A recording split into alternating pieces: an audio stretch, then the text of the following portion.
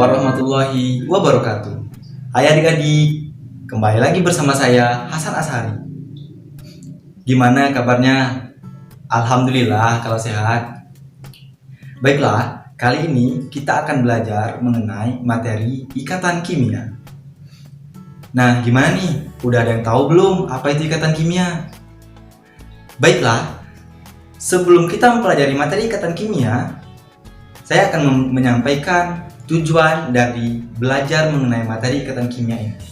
Tujuan kita belajar hari ini adalah adik-adik mampu membedakan ikatan ion, ikatan kovalen koordinasi, dan ikatan logam. Baiklah, untuk mengawali pembelajaran kita pada hari ini, coba kita perhatikan ilustrasi berikut ini. Di sini diberikan ilustrasi mengenai penerjun payung. Penerjun payung ini akan membentuk pola-pola tertentu sesuai dengan keinginan si penerjunnya. Nah, jika kita umpamakan dengan ikatan kimia, maka ikatan kimia juga seperti itu. Ikatan kimia akan membentuk pola-pola tertentu sesuai dengan jenis ikatannya. Seperti itulah ikatan kimia. Berikut saya berikan dua buah benda. Ini ada kristal garam dan lempeng logam. Nah, ketika kristal garam dan lempeng logam kita pukul menggunakan palu, maka apa yang akan terjadi terhadap kedua buah benda tersebut? Ya, benar sekali. Kristal garam dan lempeng logam akan hancur. Nah, mengapa kristal garam lebih cepat hancur dibandingkan lempeng logam? Ini ada hubungannya dengan ikatan kimia. Sederhananya seperti ini. Ikatan yang terjadi di dalam kristal garam itu lebih mudah putus dibandingkan ikatan yang terjadi pada lempeng logam. Begitu pula kita berikan pukulan, di dalam kristal garam akan lebih mudah hancur dibandingkan lempeng logam. Nah, untuk lebih tahunya, mari kita bahas mengenai ikatan-ikatan kimia berikut ini. Pada materi ikatan kimia ini, kita akan membahas beberapa subbab. Di antaranya itu ada kondisi stabil, ada ikatan ion, ikatan kovalen. Di dalam ikatan kovalen terbagi atas ikatan kovalen tunggal dan ikatan kovalen rangkap. Dan selanjutnya ikatan kovalen koordinasi, dan yang terakhir itu ada ikatan logam. Pada pertemuan kali ini kita akan membahas tiga subbab: kondisi stabil, ikatan ion, dan ikatan kovalen. Untuk ikatan kovalen koordinasi dan ikatan logam akan kita bahas pada bab selanjutnya. Baik, kita masuk ke kondisi stabil. Nah, ini nih yang menjadi patokan bagaimana ikatan tersebut bisa terjadi.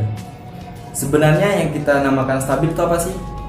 Begini, pada kondisi stabil itu di alam faktanya gas mulia atau golongan 8A itu adalah unsur yang paling stabil, yang paling jarang unsur tersebut untuk bereaksi dengan unsur lain, sehingga gas mulia itu dijadikan patokan stabilnya. Bisa dilihat tabel gas mulia berikut.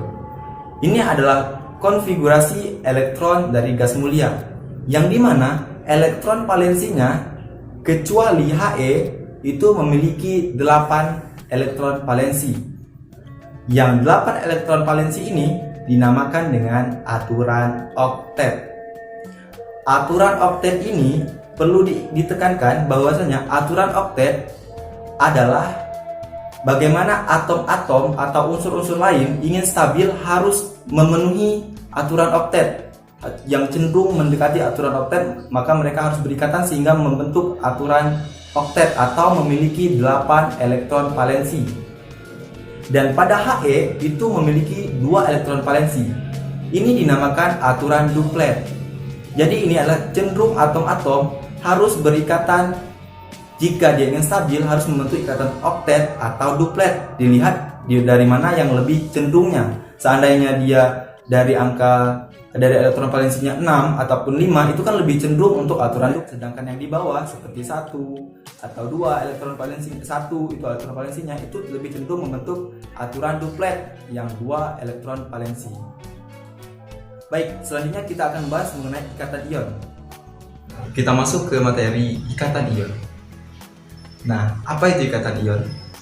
Ikatan ion adalah serah terima elektron dari atom ke atom lainnya. Ikatan ion cenderung terjadi antara unsur logam dan non-logam. Nah, mengapa demikian? Karena logam dan non-logam itu cenderung melepaskan dan menerima elektron. Kita langsung saja masuk ke contoh dari ikatan ion, yaitu NaCl. NaCl termasuk ikatan ion. Nah, mengapa demikian? Karena NaCl sesuai dengan kaidah ikatan ion. Berikut kita bahas mengenai NaCl. Ayo, Na itu nomor atomnya berapa? Ya, benar sekali. Na memiliki nomor atom 11 dan Cl memiliki nomor atom 17.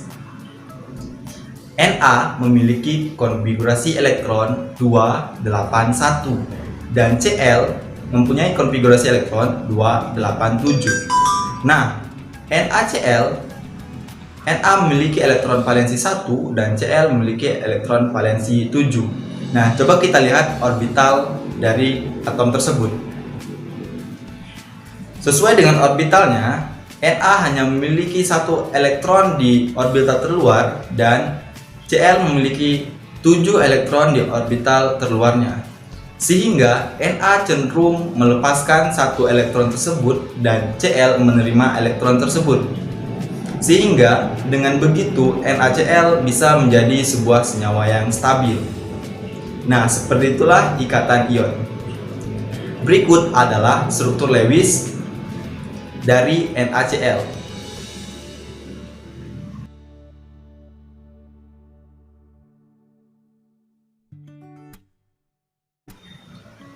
Ikatan kovalen terjadi karena kecenderungan atom-atom untuk saling menggunakan elektronnya secara bersamaan supaya stabil. Nah, contoh dari ikatan kovalen adalah Cl. Mari kita bahas contohnya. Cl memiliki nomor atom 17 dan memiliki konfigurasi elektron 2, 8, 7. Nah, berarti Cl memiliki elektron valensi 7 dan jelas di orbital keluarnya itu adalah 7 elektron. Sehingga Cl2 mereka menggunakan elektron mereka secara bersamaan supaya di kulit terluar orbitalnya itu memenuhi aturan oktet, yaitu memiliki 8 elektron di kulitan terluar.